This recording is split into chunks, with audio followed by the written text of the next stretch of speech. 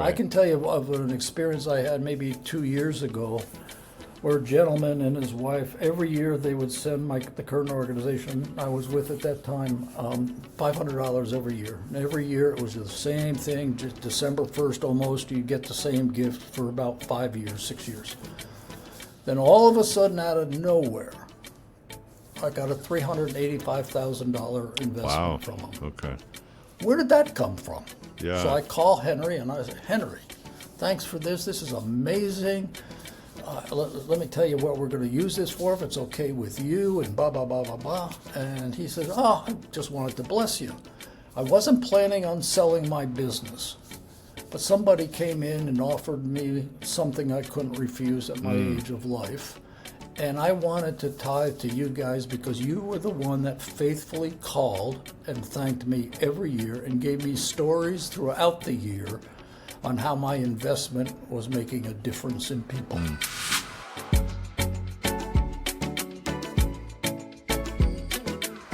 Welcome to the Nonprofit Launch Plan podcast for startups, small and growing nonprofits. This podcast is here to help you build your nonprofit from the ground up on a strong foundation. So every episode, we give you the frameworks and the tools and the personalized guidance that you need to be able to create lasting impact. I'm your host, Matt Stockman. I'm a nonprofit growth coach, and I'm the founder of Nonprofit Launch Plan. At Nonprofit Launch Plan, we believe that every nonprofit has got to be operating at peak performance in 6 key areas in order to be successful. Those 6 areas are leadership, fundraising, marketing, programs and services, operations, and finances. So on every episode of the podcast, we talk about a topic that is key to at least one of those 6 areas. And before we dive into today's interview, which I'm really excited for you to be able to hear, if you or somebody you know is still in the dreaming phase of launching a nonprofit, I've got a special freebie that I want to make available to you. It's a PDF resource called From Dream to Action, Your Nonprofit Pre-Launch Checklist. It's 10 essential steps for moving from nonprofit idea to impact. It's 10 things for you to think about as you start to crystallize your dream for a nonprofit. We'll take you through 10 easy first steps to move your dream for a nonprofit toward a launch plan that actually gets your nonprofit dream off the ground. It will walk you through your why, considering your first teammates, in other words, your board, honing in on exactly who your beneficiary is. Who are you doing the work for? Choosing your nonprofit name, your IRS application. There's an easy-to-do action step for each one of the 10 things for you to consider that's going to bring your dream for a nonprofit into a whole lot clearer focus when you've completed it. So if you'd like the free PDF, it's called From Dream to Action, Your Nonprofit Pre-Launch Checklist, 10 Essential Steps for Moving from Nonprofit Idea to Impact. Email me at matt@nonprofitlaunchplan.com, matt@nonprofitlaunchplan.com, or look for the pop-out on my website, and that's nonprofitlaunchplan.com. Now, today on the podcast, we're talking with my good friend Tom Atema. Tom has over 50 years of experience in nonprofit leadership and in fundraising. He's currently the co-founder and chairman of the board of a faith-based nonprofit called Heart for Lebanon, which provides education, humanitarian relief, and the gospel to the people of Lebanon, and in particular Syrian refugees in Lebanon. Now, in addition to this work, Tom has also been the vice president of international ministries and strategic partnerships with John Maxwell's Equip organization. He's been in leadership at the Billy Graham Evangelistic Association and at Word of Life Fellowship. I've known Tom for a really long time. He's been a mentor to me over the years, and I'm thrilled that you get to hear his wisdom and insight and coaching on this episode of the podcast. He's sharing some of the most practical wisdom I've ever heard on how to build meaningful relationships with your donors. He calls them investors. You'll hear that in the interview, and how to truly care for them beyond the transaction. So in this episode, we're going to dig into what defines a major donor, how to start and nurture those relationships from that very first gift that you get, and why stories are at the heart of any healthy donor strategy. So let's dive right into my conversation with Tom Atema on the Nonprofit Launch Plan podcast for startup, small, and growing nonprofits. help people sort of, even just to start with, Tom, define what you would consider a major donor to be. Matt, I would consider a major donor as anybody who's major in your eyes. Let me back up just a little bit before we get any further in that and say, I'm going to make a big assumption, and I know that could get me in trouble, but a big assumption that you started a nonprofit because you see a need in the world that you want to fix. And you've looked at other organizations and they weren't quite doing it the way God or you wanted to do it. And so you launched into your own nonprofit.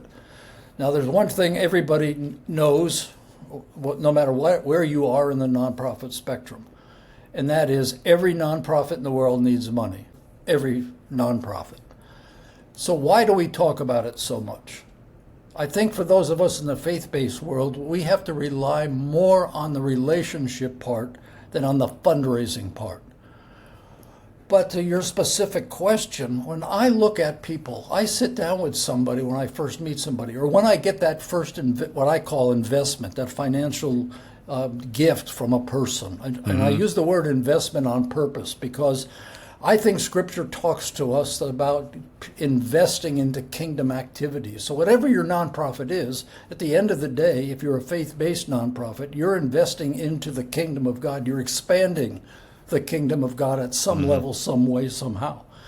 So you're investing. And then with investments, just like Wall Street, I'm going to do my best to give you a dividend on your investment, to give you a reward on your thing. Yep. So I think our terminology is good when we use the word investment. I think when I sit down and somebody sends their investment, the first thing I do is I pick up the phone, the old-fashioned phone, and I call them and I say, thank you for your gift. I thank you for your investment. This means a lot to us. I can say, even if I get their voicemail, I can say a lot in 60 seconds. Yeah. And they can feel my heart. Most of the time on the first call, they're not going to call you back. They don't recognize the phone number. It goes to voicemail, whatever the case may be. Right. But after about the second or third call, you'll get somebody. And when I get somebody and I don't have to go see them, I can tell on the phone, I have really 4 questions that I ask. One question is, what do you sing about? What gives you joy? What gives you a spring in your step? What do you really enjoy doing? Second question is, what do you despise? What don't you like? I mean, what do you run away from? You know, that sort of thing. Yeah. And then what is your purpose? And then number 4 is, what do you want to be known for? Now, out of those 4, I can learn a lot about a person relationally. And when they start telling their story, how did you come to faith? How did you find us as an organization? What interests you into our organization to send in your investment? You'll get what I call the Holy Spirit nudge and say, this person needs your attention. Now, I don't know what that means, but as a new nonprofit, a major gift you have to define, because it might be $100, might be $500, might be $5,000. I've lived too long and been at this too long to know, don't bypass and think, well, that's only a $25, $50 first-time investment. I am not going to call them. I'm just going to let it go through. Some of those first-time $25, $50 investments are test gifts to see if you think, to see if your story matches your mission, and just to feel you out. How relational are you? Are you really interested in them? And then before you know it, and I'm not saying this happens a lot, but it happens more times than I can count, you get the $1,000 check and then the $5,000 check. There is no magic bullet that I'm aware of that I've found in 52 years of doing this, where you can say, that's a major investor and my next check's going to be $20,000. It doesn't happen that way. Yeah. God pokes at their heart as you speak into their heart. When you make those calls and you start to sort of get to know individuals and you ask those questions, do you keep notes or anything like that? How do you keep all that straight in your head? Well, in the 2 to 3 organizations that I started, 3 organizations I started, when I first started, everything's in my head, right? I mean, you're people start organizations because they're entrepreneurial and they want to fill a need someplace. And so you're just working 24/7 to fill that need, and whatever it takes, whatever the phone rings, I'm going to answer it. So I still am, not the world's best data entry note person there ever was. But I've developed a system where I say to my dear wife, Chris, I talked to Matt today, I talked to Henry, talked to Jack today, and here's what I told him. Can you put that in the database? I use that because as your ministry grows, as the ministries that I help develop and start grow, you can't remember everything. And next time I get an investment, or next time I go to St. Louis, or next time I go to Denver, or whatever the case may be, I'll ask my wife to pull up the list of people from that area with the notes, and that way when I meet with them, I have an idea of what I talked about. Okay. Now, that really comes important, because I think one of the aspects, if you don't mind me taking another minute here, that Christian organizations miss, and that's the prayer ministry. I think prayer ministry is far more important than the financial ministry. It's the prayer ministry that will fire the financial ministry. I mean, the Bible says it from beginning to end many different ways. That which people pray about, they care about. What they care about, they fund. Now, we can't play the game because God sees that, and that's not going to work. And it's hard to remember prayer requests. It really is. I do my best. I have this, in fact, I got a little notepad here with scribbles on it. That's today's notepad from people who called, said, can you pray for this and this and this and this? And I go home tonight, I'll give this to my wife, and she'll put it in the database, and I'll remember them. And to be truly transparent about it, I don't remember them as often as I should. Sure. But notes in the database, whatever database you use, whatever system you use, will really help you connect. Hey, by the way, John, I was with you on the phone. You told me about your daughter, Sally. She's away from the Lord. I prayed for her a couple times. How's she doing? Yeah, yeah. Now you're building a real connection with that person. So if I hear what you're saying right, especially for the nonprofit leader who's at the beginning of their journey, is that you approach whether or not that initial gift is a $5 gift or a $500 gift, you approach it the same way. Like, you're starting with everybody, you're starting to grow a relationship with everyone from the first donor forward. Some of those people will turn into 10 or 20 or 50 or $100,000 givers at some point, perhaps, maybe not, but and others will just continue to be the $5 or the $10 or the $15 gifts from time to time. But you really start with that thank you call, and it doesn't matter the gift size at all.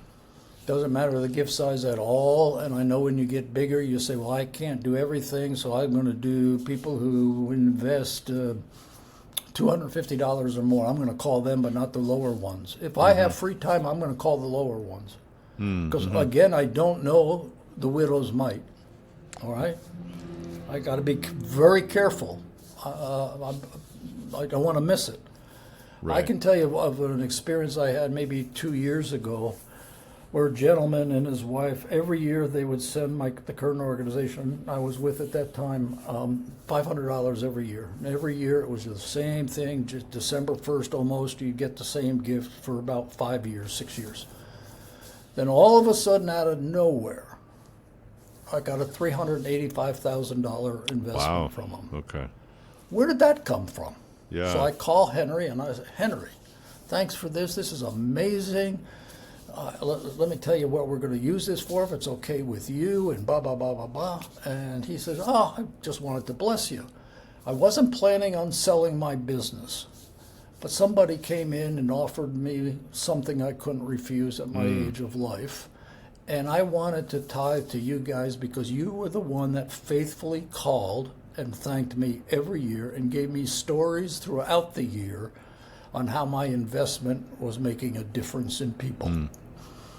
Talk a little bit more about that thing about the stories, because that is such a huge thing that in the busyness of all the admin and the phone calls and the programs that you're trying to put together and the operations behind the scenes and all of that, the relaying of impact back to the people who have their investments have created the impact is such a key ingredient to that.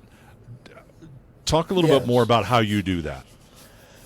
So a long time ago, I heard, I can't remember the fellow's name now, at Global Leadership Summit years ago, say, stories stick, numbers fade. And boy, is that true.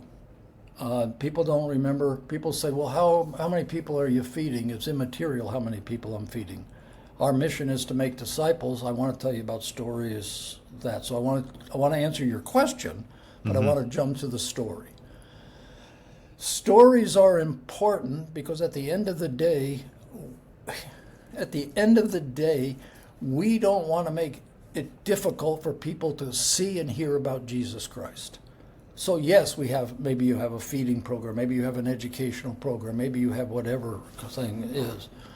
But that just is an entree so you can build a reputation, that you can build a bridge, that you can build trust to have a conversation with them and to be drawn into a conversation about Jesus Christ.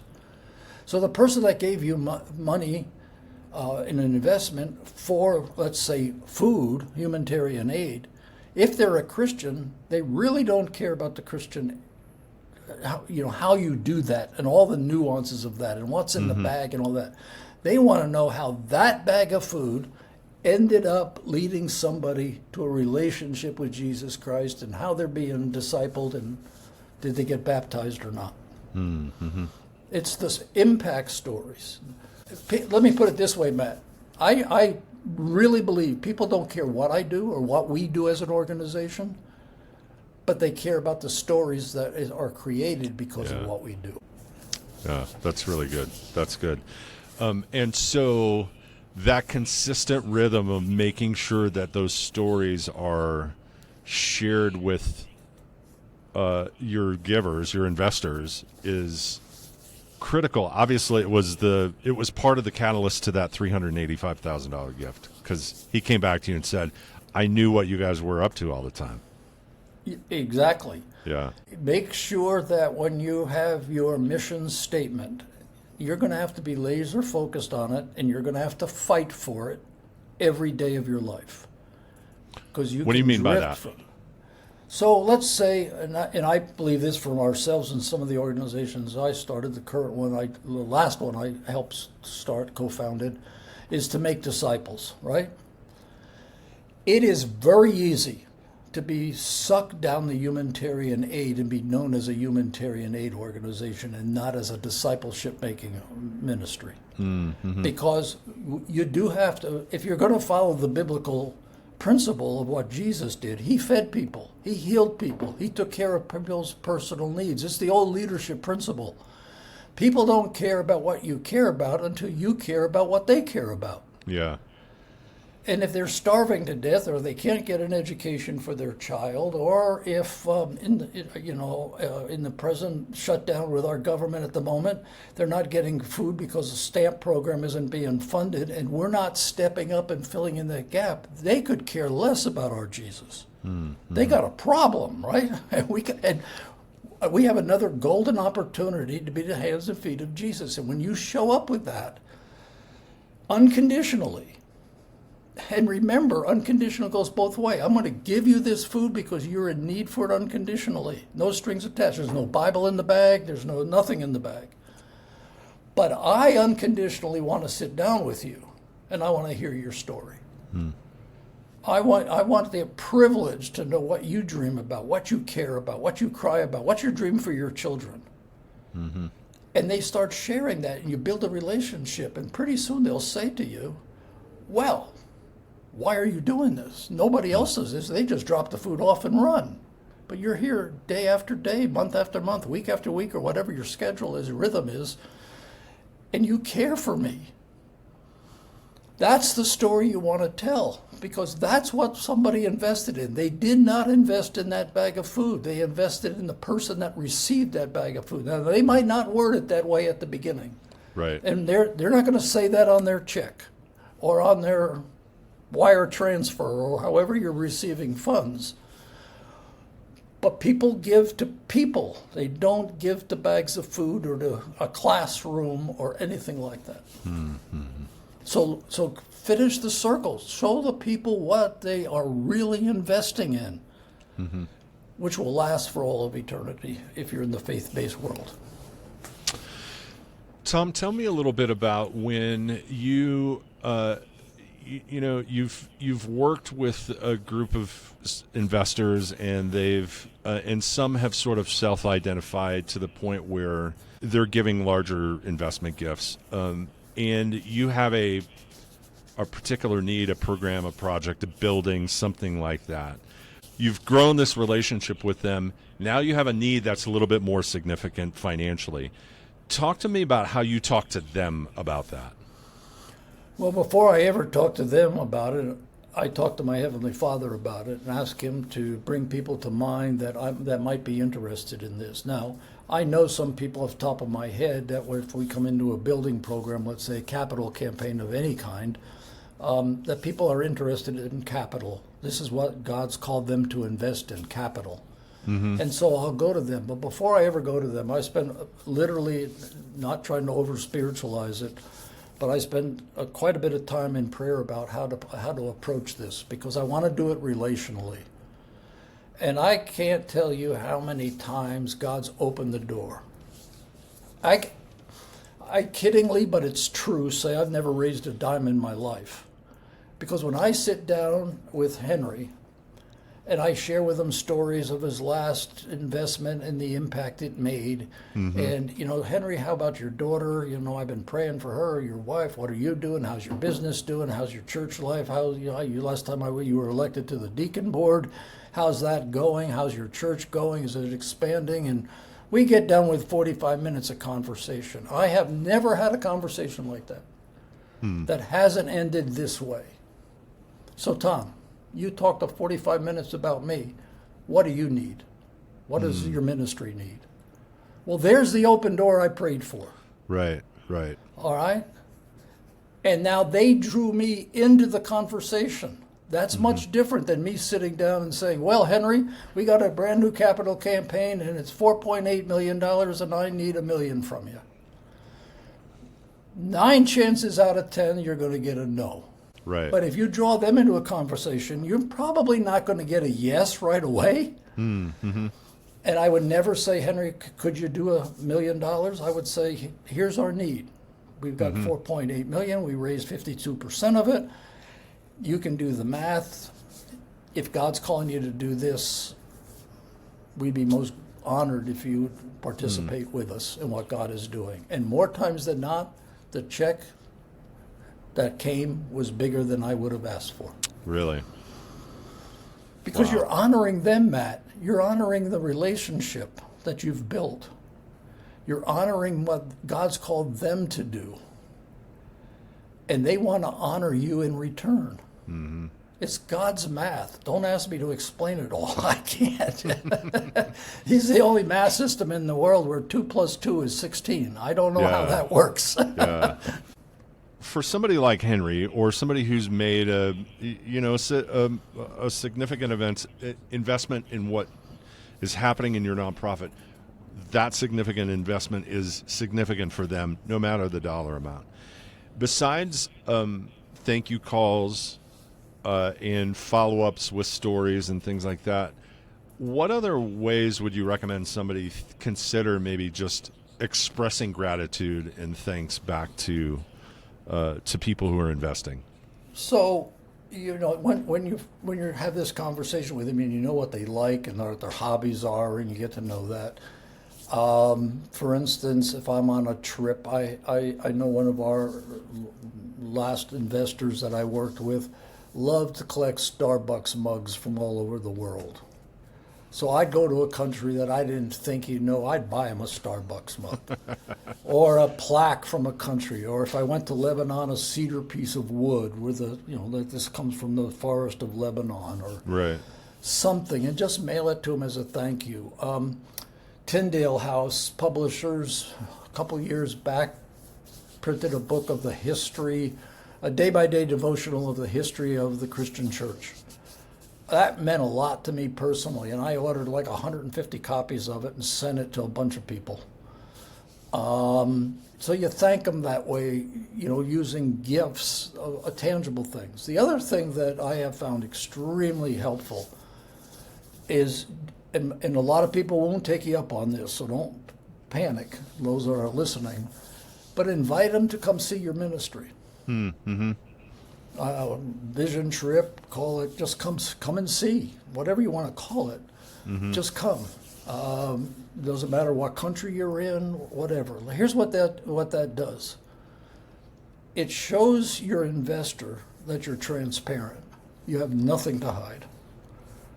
When you don't offer for an investor to come and see what their investment is doing, I think you're sending a bad message. A bad message to them. Now, as best as you can, here's the dates of our come and see trip.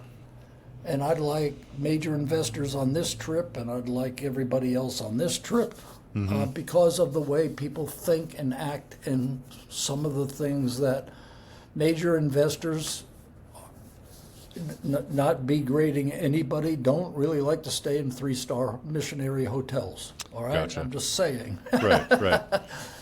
Where other people, if you put them in the 4-star, 5-star hotel for that country, would be, this is a waste of money that you don't. Right. So you don't want to get into those conversations. They're not right or wrong conversations. They're just expectational conversations. Great point. And so that's why I try to separate them. I don't try to separate them because of dollar amount as much as thinking of the experience that they need.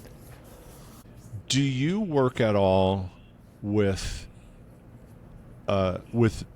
business sponsors or foundations, and how do you feel like the relationship in those instances, even though it's still probably primarily about relationship, but it's got to be different than working with an individual donor or investor? Talk about those differences a little bit. I think the business owner is pretty closely aligned to an individual. Because the business owner is an individual, and it's usually them and their wife, or them and their kids, or brother, or some family relationship. And so that's pretty much the same as working with an individual. Foundations are a whole different breed. And I don't mean this negatively at all, but they're fickle. They can, because they're driven by a board that really you cannot have a relationship with. Yeah. Your program manager you can have a great relationship with, maybe even one or two of the primary entities you can have a relationship with. But at the end of the day, your grant goes before a board, and based on what's on a sheet of paper, it's thumbs up or thumbs down. Yeah. And there is no relationship. We all learned that the hard way, right? Right. And I would also say to people is that don't look at foundations as easy money, because it's anything but. It's very hard. It is not unusual to send a letter of intent, get it approved eventually, send a proposal, and literally have 8 to 12 emails back and forth clarifying this sentence, that word, this paragraph, or whatever. You don't get them all at once. It's back and forth. It's back and forth. Because as they pass it around the board or the office, and different people look at it, different people have questions, and they answer that before they get to the next one, right? Yep. Not wrong. It's just board foundation It's how it systems. works. Yeah. That's just how it works. Now, when you do get foundation money, it's substantial.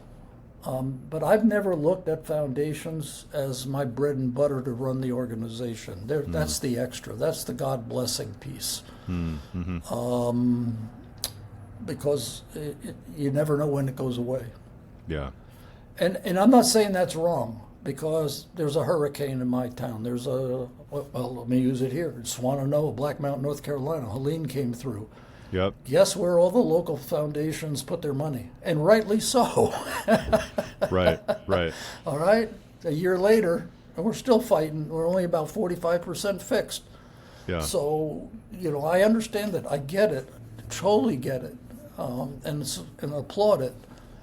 But if you're depending on a foundation for that $100,000 check and all of a sudden a hurricane comes through and you don't get it. Then a hurricane's coming through your world, right? Exactly. Yeah.